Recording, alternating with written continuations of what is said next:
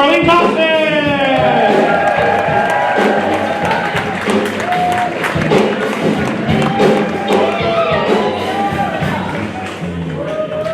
Give it up for the band! Y'all, I am from here. I am the local comic that they put on the showcase to show you that not all of them don't wear shoes. I do wear shoes. So I just wanted to let you know. I also use regular deodorant. I tried using natural deodorant and like my pH balance just knew. They were like, "You're from Philadelphia." No. I am just getting over COVID.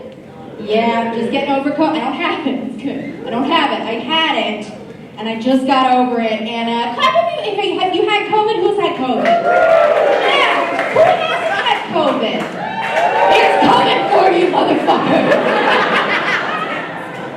It's coming for you like a bat out of hell. I spent 2 years evading that shit. 2.5 years, and I got it. So I think I had the new variant. I think I had the BA.5 variant. They say it acts like meningitis because it hurt my neck and my back, but not my pussy or my crack, so we're good. All right. But I miss the Greek alphabet days. I miss the Delta. I miss the Omicron, right? It's not how I wanted to learn the Greek alphabet. I wanted to learn it the normal way. By boinking a frat dude at my shitty state school. That's why I don't go to Tennessee anymore. I just get to see all the frat dudes that I boinked on Facebook, and I get to watch their hairline recede like the Colorado River. And be like, I won. That's me.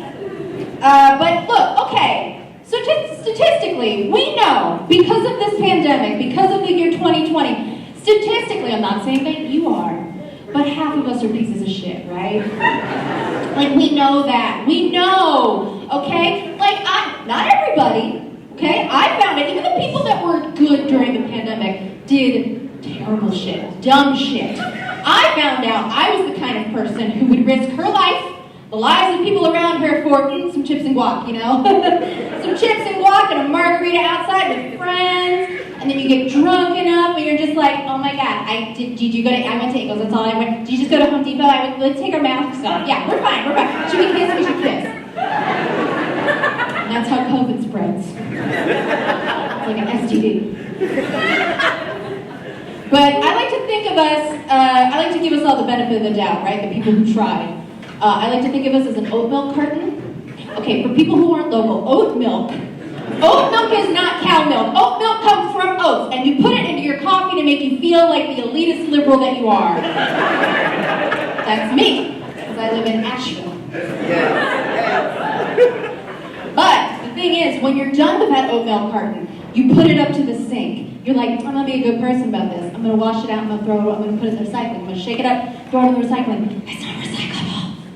It's not. Only ones and twos are recyclable? Okay, Highland Brewing, only ones and twos, all right? Oat milk carton, category 5. Category 5, not recyclable. I learned that on a documentary called TikTok.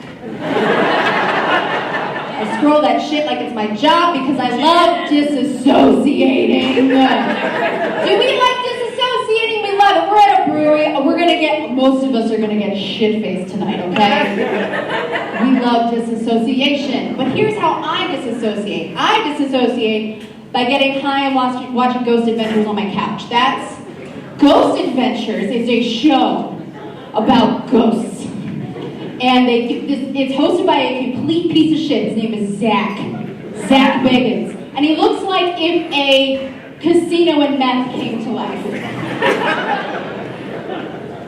And what he did, I think it's funny because he goes into these buildings that are supposedly haunted and he yells at ghosts, which is funny because they used to be people. And what they do is they go in, but all ghost stories are the same, right? They're all the same. It's always a woman with long hair. She shows up in your hotel room soaking wet because she's pissed her baby died of cholera, and somehow that's your problem. I don't want to know about her. I want to know about the guy who chugged too much natty light up his butthole, and fell off a balcony pledging a frat. I want Ghost Adventures to go into, I don't know, Delta Delta Omicron. We'll say, again, I don't know the Greek alphabet. And I want them to go in, and I want them to crack a natty light to set the mood, you know? And I want them to ask, are there any ghosts here that want our attention right now? Make your presence known. That's a good fucking impression of Zach Bagans. But you just hear through the little EVP recorder, I hate my dad. I wish I never majored in finance. I didn't touch her, officer. I just wanted to be realistic. If you can't tell from my general demeanor, I own 2 cats. One is male and one is perfect. The male shit on the floor recently and I stepped in it and had to clean it up. And isn't that a metaphor for women in 2022?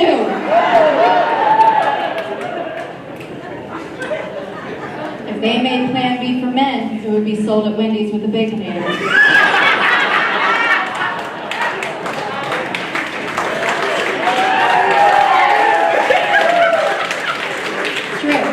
My husband and I have decided to remain childless. That means child-free. That means no children. Because I don't want to ruin my life. I don't want to ruin my life. I used to be a music teacher in Chicago, and now I do this, so yay for me.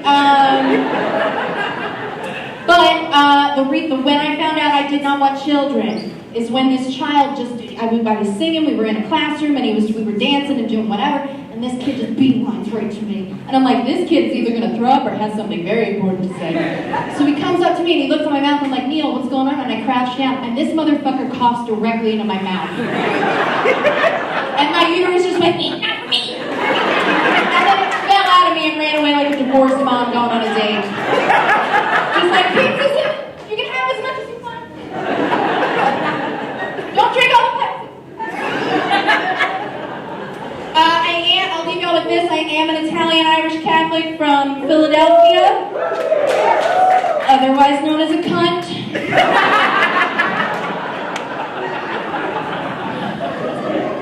In the South, I know what you say behind my back. I grew up in a very Italian household on my dad's side.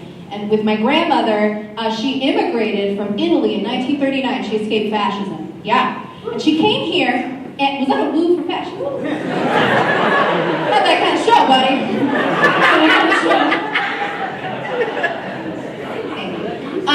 But she escaped fascism, and she was the kind of person who put a picture of JFK in the piano room just to say, like, you'll never live up to that.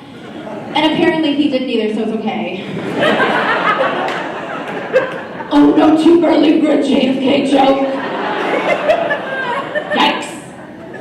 No, but in Italian, nonni, a nonni is that's an Italian that's for grandmother, right? So I like to call her a nonni, but mostly she was a racist, so well, spade, spade. She was like, Marlene, you would have been a smarter had you stayed in a Catholic school. Well, it's like, well, I'm sorry, nonni. I didn't know that my parents were going to get divorced and we were going to be kicked out of the church for that, and my mom was going to try LSD, which is how I ended up in therapy, too. And public school. I'll leave y'all with this. I went to Catholic school for a little bit, and then I went to public school. Anybody here go to a religious school, Catholic school growing up? Yes, the worst, the worst. They indoctrinate you young. They do. That person went to Catholic school. But in Catholic school, what they do is they tell you that they're very similar on this one thing, and that is the way they talk about sex, right? In Catholic school, what they tell you is don't kiss, you'll get pregnant, right? Statistically, that's only worked out for one woman. One. In public school, what they do is they gather you in an auditorium, much like this, all genders, all grades. And what they do is they have you ask questions to the principal and the health teacher, which was in my case the cheerleading coach for both. Because Pennsylvania public education. Did we all get quiet because I started talking about public education? We're not at a library, it's all right. I know all that smell of the books is coming back to you, but it's okay.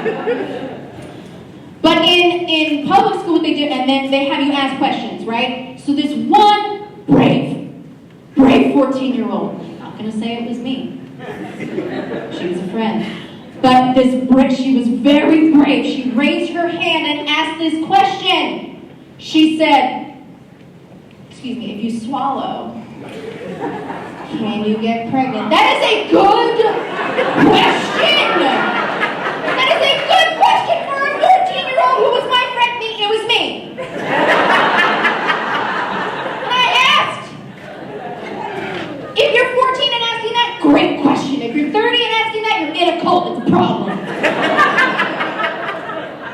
But I'll never forget what this principal/health teacher/cheerleading coach said. She said, yes, absolutely, yes.